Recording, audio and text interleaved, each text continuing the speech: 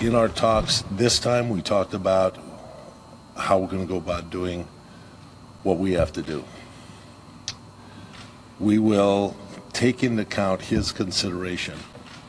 I told him we're not going to, this is not a situation where we're going to dump you or do anything like that, but we're looking to improve ourselves however we can. We have not been able to win, and that's our priority, to win. So that's what we have to do. He knows that he holds the ball, but he knows how to play in this offense. But that became a sticking point. I reached out to Melo immediately after that, when that became like some press news that became big news, like Phil criticizes Carmelo. I did criticize Carmelo.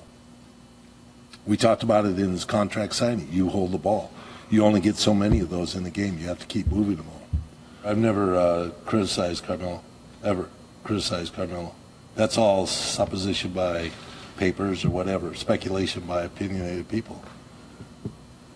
Holding the ball is not a criticism. That's what he does. That's pure fact.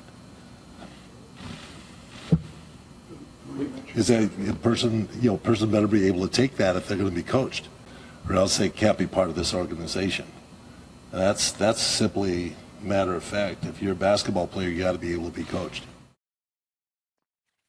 That was Phil Jackson at his press conference today. Jackson had a lot to say about Carmelo Anthony. Melo had something to say too. He responded on Twitter with this photo and the caption, "Really?" In other Knicks news, Kristaps Porzingis reportedly skipped his exit meetings due to frustration over dysfunction and drama within the organization. Tim Doyle here to help us break it all down. What's the bigger deal here, Tim? Phil calling out Melo or Porzingis skipping his exit meeting?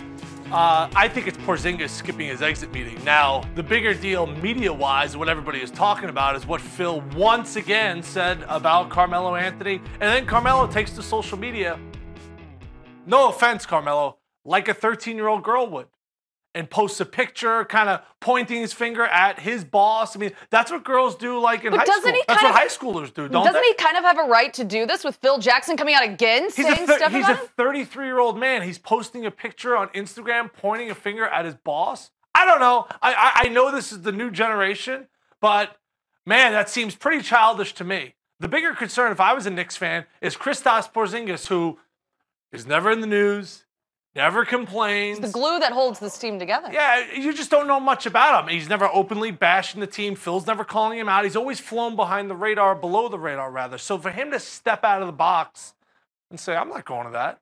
Actually, I want to be a part of this.